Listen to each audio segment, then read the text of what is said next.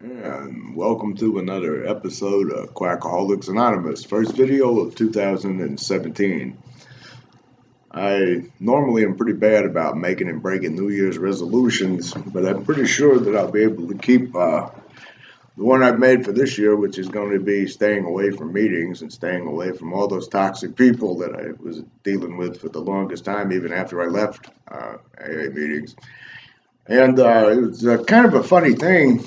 I made it all the way through the holiday season without needing a drink or without wanting to pick up a drink, and it was no issue for me at all, which is something that never occurred during all my time when I was trapped in a religious cult, and you had to constantly obsess about alcohol abuse and alcoholic behavior and character defects and everything else that goes along with their whole insane narrative. And I do remember those marathon holiday meetings. I don't know if anybody else was unfortunate enough to be caught up in those, where they like start every hour on the hour. Even when I was a devoted cult member, I couldn't tolerate those. But it's become really a non-issue when it comes to drinking for me these days. And as I said in my last video, and I'll say it again, if I was still caught up in those rooms and caught up in that whole phony program, I probably would still be abusing alcohol. In fact, I probably would be doing what I was doing the last 3 or 4 years I was in it, where I would get brief periods of abstinence, and then I'd go right back into these nightmarish binges that would last sometimes 3 and 4 months on end, and it would usually end in really bad results, not in terms of anything legal, but many times I would end up in emergency rooms, or I would end up having to taper off, or I would end up with bad cases of shakes, and a whole nightmare experience that I didn't care to repeat. And which is funny, I haven't had no desire to repeat it since I've gotten away from them. In fact, it's really a non-issue in my life today, and I think that that's what it should be. When you finally overcome whatever it is that's fueling your abuse, your alcohol abuse, drug abuse, whatever it is to eventually put it in the rearview mirror and put it behind you and move on. I don't think it's, for me and for many others that I network with, I don't think it's very healthy to keep revisiting destructive behavior over and over again and obsessing about it over and over again. I don't really see any therapeutic or any common sense benefits to that. You know, it was one of the drawbacks that I noticed, not really right away. I'm not going to say in my first year or two, but it was one thing I noticed after a period of time in there was, the majority of people mainly were just rehashing events that happened out when they were, drinking or whatnot. And they said it with a type of perverse pride, the kinds of nasty things they would get up to, or the kind of supposedly humiliating things that happened to them. They never seemed really humiliated by that. They always seemed very proud of it. For instance, if you don't believe me on that, just go to a meeting and say that you only got one DUI and watch what happens. The next 2 or 3 people that talk behind you have to brag on how they got 4 DUIs and 5 DUIs, and they have to top each story every time. I mean, it's all made up crap, of course, but to me, there's an unhealthy obsession with how sick can we be in here. Well, the whole entire program's sick, so I mean, it's only natural that a really sick program will encourage really screwed up behavior like what's going on in there. But the topic of moderation comes up pretty often, not with me. I mean, I choose not to moderate today, and the key word is choose. Well, I choose not to drink at all, is what I meant to say. I choose to be abstinent. And, it's not really that big a deal like it was during all those years that I was wasting with those people. I mean, it's not something that I feel like I'm missing out on, like I did when I was in AA. I used to feel like I was really missing out on something in AA by not drinking, because the circumstances that were going on, both internally and externally, by being around that kind of toxic environment just fueled my desire to drink even more. Today, I don't think about it at all, hardly. In fact, it's a non-issue. It's not a struggle. It's not something I have to feel like I'm battling or fighting or anything like that. In fact, I very rarely think about it at all, outside of a few fleeting thoughts here and there, something I would have never accomplished in there. Towards the end of my time there, the binges were really totally out of control. And it's funny, all the negative things that they try to predict, you know, the jails and institutions and death and all of that they claim will happen if you leave the fellowship. Boy, I've got to tell you right now, if that's a fellowship, I'd well, thank God for being a loner. You know, I'd rather be a hermit in a cave somewhere if that was my only idea of what a fellowship is supposed to be like. It's a nasty thing indeed.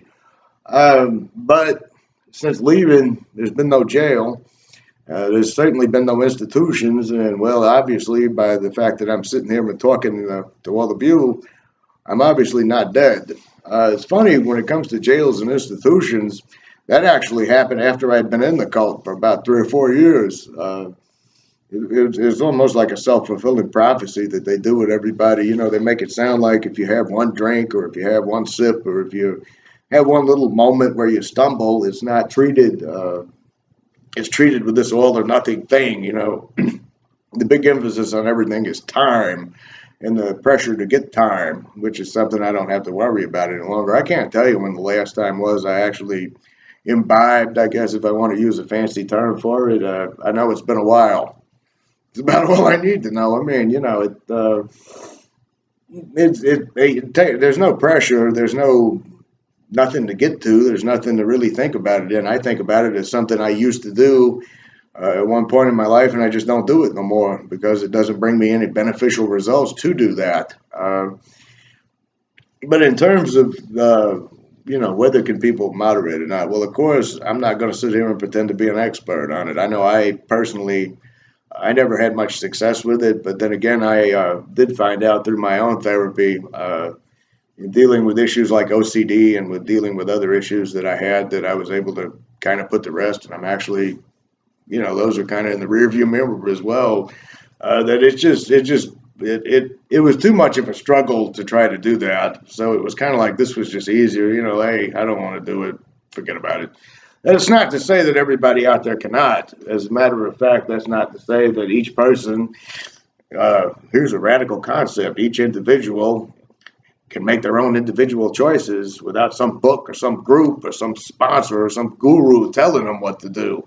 That's a personal decision. But there is one particular lie I used to hear a lot, and I didn't really know it was a lie at the time that I was a good cult member. I had no reason to question this tall tale, which is kind of, I got to kick myself a little bit for that, because you hear as many lies as I did in there from these people. They're grandiose tales. They're exaggerated, whatever it is they're trying to do with their narrative. I never did understand the people that wanted to brag about being in prison or being criminals. I mean, if you're going to tell lies, why wouldn't you want to say something like really cool or really, really radical? I mean, why would you want to say, oh, yeah, I was in prison over and over again for being a drunk and beating up people and all that? Well, you know, you're bragging about being a loser.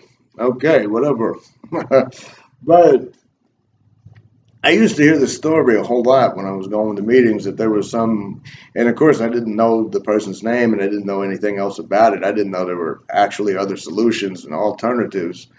At the time I was first introduced to the cult, because you didn't have the outlets like social media, and you didn't have the outlets like YouTube. The most that you had, it was a couple of books in the library that was a little bit critical about it, and that was about it. But they used to repeat the story often that there was some lady that didn't agree with the disease concept, and she went on to start a program called Moderations Management, and they would always have to tell this tale with their ugly, melodramatic, sanctimonious delivery and dialogue that they all engage in. You know, they would conclude by saying, you know, and 2 innocent people were killed by her, and moderation management failed, and I'm not going to try to go verbatim with it, but come to find out, there is a little bit of truth in that particular thing, but there's a whole lot of details they're omitting.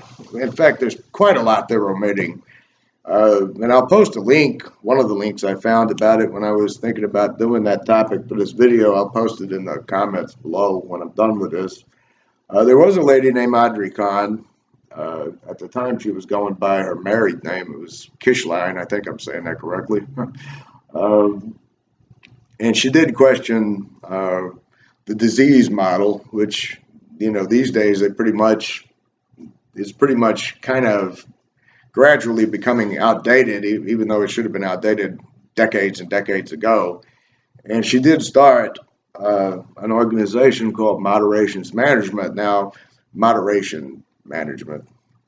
But unlike what they used to tell me in AA, it wasn't about people that were trying to control their addiction, the way they were painting the picture. They were painting this picture of all these hopeless drunks that were trying to drink like a 12-pack of beer a day and get by with it. In fact, moderation management's still alive. It's still going strong. I'll post a link to their website too in the comment section if you're curious or you want to read a little bit more about it. It's actually got a more healthier approach than their outdated disease model. But the thing about her, after she had founded this and after it took off, she had left it and she had gone back to AA and was back in AA at the time that tragedy took place. And they also don't tell you the rest of the story. They don't say that after she did 4.5 years in prison, she got out and she went back to AA and she spent several years in AA. And I can only imagine what kind of hell she was going through. I mean, you've got the guilt of a drunk driving accident that caused 2 people to die. You've got, a felony stamp on your record, so you pretty much lost your chances for gainful employment. And she was probably going to all those meetings with all those people that were more than happy to lord it over on her. I mean, it's actually kind of telling of the whole entire cult religion that they had to take somebody's tragedy and they had to use it as a sounding board to prove themselves right. And I find that really ironic considering the fact that AA has such a high attrition rate and it has a terrible failure rate, that they would have the nerve to take a tragedy and talk about anyone else's program. I mean, just in my own time in it alone, I saw so many people, myself included, that would go back to their addictions and would reap really negative consequences. And AA, of course, never took responsibility for any of that. But because of a really tragic consequence as a result of Audrey's drinking, I mean, they used that against her and the whole entire program of moderations management. But she spent several more years in AA, and of course, she couldn't seem to piece together any time. That's their big deal. They'll tell you it's a one day at a time program, but then they constantly degrade you when you relapse, and they constantly put you down. I mean, there were people near the end of my time in there that acted like they were overjoyed that I was falling apart, and they acted like they were overjoyed that my life was in tatters. It was like they wanted me to die so they could sit there smugly and say that it was all my fault and this that. And I had a few of them that used my education against me. It was almost like you could tell the fact that I had some semblance. I mean, I'm not no Rhodes Scholar, or something like that. I'm not a rocket scientist, but a lot of people would say to me when I would have these serious relapses, they'd say stuff like, well, what good's your education doing you now? Or those books aren't doing you no good now. How do you like it now? In other words, what they're really saying, I'm going to translate that into real English, and it's not really complicated to do. What they're saying is I made them feel like ignorant dumbasses when I was around them, and so therefore it was all the more satisfying to see me fall. That's what they're really saying. But in the case of this lady here who started moderation management and was back in the program after she got out of prison, she spent several years unsuccessfully dealing with these bastards, and she ended up committing suicide in her mother's home. And there is an organization, the National Council on Alcoholism and Drug Dependence, and I mean, let's just call it for what it is. They're just a mouthpiece for Quackaholics Anonymous. Quackaholics Anonymous conveniently hides behind not having an opinion on outside issues. And they more or less turned this whole entire ugly situation, this tragedy, this person's downfall, to promote their own horse shit about abstinence only, which is actually proven to not be the most effective way for people to clean up their acts. And as a matter of fact, there's been several studies. And I have to maybe find some links to put in the comments section on that. There was an interesting case of George Valiant, who was going to prove how AA worked, and his own study sort of proved that it really didn't work. In fact, it harmed a lot of people. It caused a lot of people even more problems than they had before they even got started. And I don't think that my situation is that unique, because, I network around with people on the social media. All of us are fellow survivors of the cult. In other words, we've gotten out of the cult. We moved away from the cult, and many of them, they don't even want to hear about the garbage that went on in the cult anymore. They only, but part of the reason for networking with these people is spreading the word around about the fact that this is not abstinence only 12-step religion is not a healthy way to try to beat your addictions. In fact, it is detrimental. And I'm not just doing that by my own personal experience, my own anecdotal observations, or even so much a collective observation of several individuals, which, I mean, we're talking hundreds, though. We're not talking just one or two people that think like I do. But overall, I mean, there's no, AA, for one thing, refuses to be studied, which is that's another thing to me that ought to make anybody kind of suspicious right there. I mean, if I had a program that I knew had a really good success rate, that I knew for a fact could cure everyone, you would think I would want the scientist, to study me. You'd think I'd want the outside world to make observations to prove this works. And you would also think that if I found flaws in it, that I would want to correct those, or I'd want to re-update it, or reorganize it, rethink it, whatever it is. That's kind of what science does, with the scientific method. We have this theory here, we put it through several tests, it seems like it holds up, but one little thing goes wrong and it blows the whole theory out of the water, and the whole thing has to go back to the drawing board and looked at from the very beginning. You notice cult religion doesn't do that. You notice cult religion never changes, it never evolves. And, a lot of people throw this thing at me. I was looking also online about this, that many people use this excuse of, well, all I know is what worked for Bill and the first 100 people. Well, that story is not exactly true either. That would make a whole nother video for me to talk about, but there was no successful first 100 that put together the rest of their lives. It's a funny thing. I didn't even know about this at the time that I was new to the cult religion, but at the time that book was written, I don't even think anybody had more than a couple of years at maximum. And to be honest, I'm not sure that their savior and saint, Bill W., ever had any time. I mean, I'm just not sure of that at all, because nobody knows the so-called sobriety date for this guy, and you know how egotistical Quackaholics Anonymous members are. I mean, if they had the same date as him, they would be more than happy to tout that in meetings. I got the same date as Bill. I don't know what it is with this kindergarten level mentality of people that I ran into in there, but I swear to God, I felt like I was regressing the whole time I was in there. I mean, I literally felt like I was going backwards towards an almost infantile state of mind, the way that they had these petty squabbles with one another. I know that all the old timers actually secretly hated one another, and they secretly talked about one another. And their sponsees was always quick to brag about, my sponsor's great grand sponsor was working with Bill W. or some dumb shit like this. I mean, it's worse than kids on a kindergarten playground talking about whose dad could beat up somebody else's dad. I swear that's the mentality.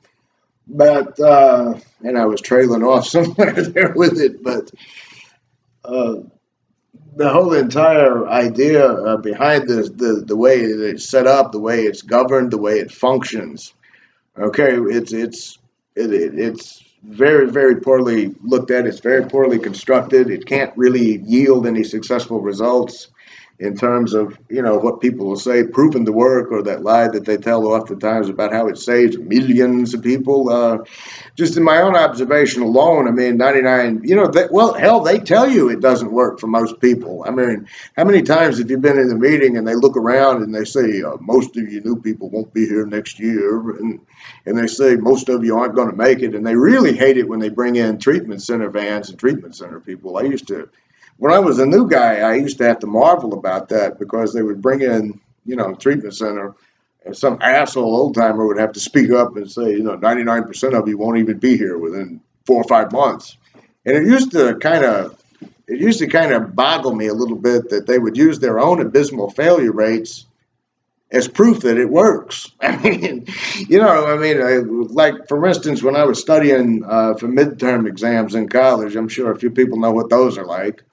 I had a particular professor that said to everybody right there about a month before they were due, he said, if you look over these materials, and he kind of outlined it for us, and if you take notes on these subjects, and if you go back and you review these items, he was laying it all out for us like a formula. He said, I guarantee you're going to pass. There's no way you would fail if you do it just like I'm about to outline. You do it. There's a guarantee. I mean, unlike some of the old timers I've seen that'll tell the treatment center van, there's 20 people in here, I bet you only one of them will make it. And what is making it? I mean, you can't graduate. You can't ever measure any level of progress or anything else. I mean, that was another thing that kind of was a turnoff to me, even in the new days, when a guy would say something like, I've got 30 years in here and I'm as sick as I was the day I walked in. Well, it's not a very appealing idea to me. I mean, at the time that I first entered into the freaking cult religion, I had this idea that I was going to be able to, actually get better, actually put this behind me, actually be able to move on with my life. I mean, I thought that's kind of what healthy people are supposed to do. I didn't really understand what was going on, but I just kind of figured when you put down an addiction, you're supposed to get better. You're not supposed to be 25 years later saying, I've only got a daily reprieve. Well, I mean, if you're as close to screwing up again 30 years later as you was when you started, that's not really offering me a whole lot of hope, and I don't think it offers too many other people anything. And that might be one of the reasons why people don't stay for a long period of time, because this idea of sitting around being sick and obsessed the rest of your life, it's not really rational, and it's certainly not logical. And I mean, you're not offering anybody anything. I mean, there's no hope. There's no hope to this. And they don't ever touch upon or deal with, and it was kind of like this article that I'm going to post in the comments section about this lady that started the Moderations Management. The various factors that lead to why one can become addicted to alcohol are just that. They're varied. I mean, they're, what led me to what led me to down my path to turning into a full-blown drunk, and what might lead someone else is a completely different set of circumstances. It's a completely different set of emotional triggers, mental triggers, past histories. I mean, you name it. I'm not a psychiatrist, and yet you have this particular cult religion that's managed to infiltrate 99% of our treatment centers. It's infiltrated the legal system. It's infiltrated. It's infiltrated pretty much our public pop culture persona. I mean, it's funny when I see these TV shows where these people are in AA, and I see these organized meetings where there's this professional moderating the entire thing, and everybody's actually talking in terms of like real world issues, talking about real life issues. How far away that is from the real thing when you get in there and see what it's really like. I mean, but here we've got it ingrained everywhere. This idea that this is a solution, that this works, that this saves people, and the treatment center industry, which is $1 billion a year industry, they're not interested in reforming or changing or doing anything with the current model. It's lining their pocketbooks. Why should they? But I think the conclusion that I was going to arrive at before I completely ran out of things to talk about on this one, in terms of alternate solutions, is that there are plenty out there. If you're stuck in the AA, if you're stuck in those rooms like I was for so long, and you know that you need to get out, and you're just afraid of going back to being drunk again. I mean, that plagued me more than I can really convey in a sense of words on here. I mean, it really bothered me really badly. What am I going to do if I leave this fucking cult religion? I mean, I'm certain to go back to being drunk again, you know, because those drunken binges, I mean, they were pretty nightmarish towards the end, to the point that I thought I haven't got long to live. Now, here's the thing. I left AA fully convinced that I wasn't going to make it very long, fully convinced that I was going to drink myself into liver failure and die. And here I am sitting here almost 2 years later. You know, I don't even have a drinking problem anymore. I don't even think about drinking. And I did that by, you know, severing the cult religion. It's really strange how the cult religion had gotten such a hold on me and my brain that I thought that if I ever left it, I was really hopelessly doomed. And I had no idea that there were plenty of other alternatives out there with even better track result records that could actually set me free from it all. I know in those first few months, there was kind of this gaping hole inside of me. I've seen this topic come up a lot in the social media networking communities, where people who are trying to leave AA or who have just left AA, they often talk about this feeling of emptiness, or this feeling of, you know, what do I do? And there's a broad range of solutions as to what you have to do. One thing that I think you'd find out is that if you cut the idea of talking about drugs and drinking out of your life, how much better your life will get. I never will forget it one time when I'd been out for about a couple of months, and I had a long distance phone call from this friend of mine up in New Jersey, where I'm from, obviously, you can tell. But we talked for about an hour and a half, and there was never any talk about steps. There was never any talk about character defects and resentments and alcohol and booze and drunken binges and all the other things. It was like a normal man-to-man conversation, and it had been so long since I had that.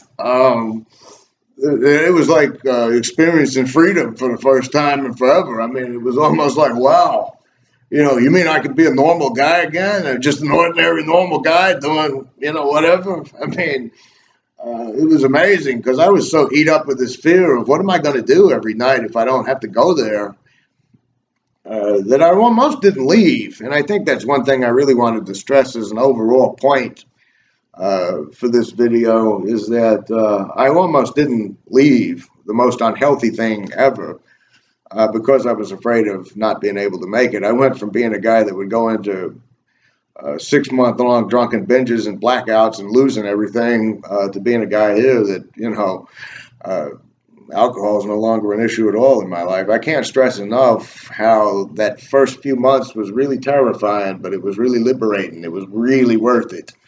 Because I know if you're one of the audience members out there that I'm talking to, and you want to get out and you just can't quite do it, I know what you're going through. Trust me, I know what you're going through. I hated AA with a purple passion. I used to be sitting at home at night, and it would get close to 8 o'clock, and I just knew I had to be in a meeting, you know, even though I hated it. And I would get in my car, or I would walk, whatever, at the time, and I would end up being in that meeting.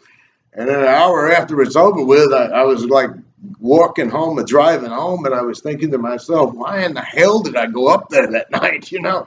I mean, I'm more suicidal, more angry, more upset, and more depressive than I was before I got there, you know? Hell, it was nice to just, when I got home at night or in the evening, to just be able to sit down and watch a freaking movie and not think about anything for a little while. I mean, but the pleasure of having all that unhealthy, disgusting crap in my life taken away from me is probably one of the best decisions I've ever made. I know that my life is becoming rich because of it. And I know that this New Year's, I'm not planning on setting foot back in those rooms again. So for those of you out there that are forced into it via the treatment centers, you know, you got to play that little game a little bit, but it'll be over soon and you can leave and do whatever you want. And for those of you that are right there on the cusp but really want to get out, you can. I'll post some links in the comments, and I guess I'll see you guys next week.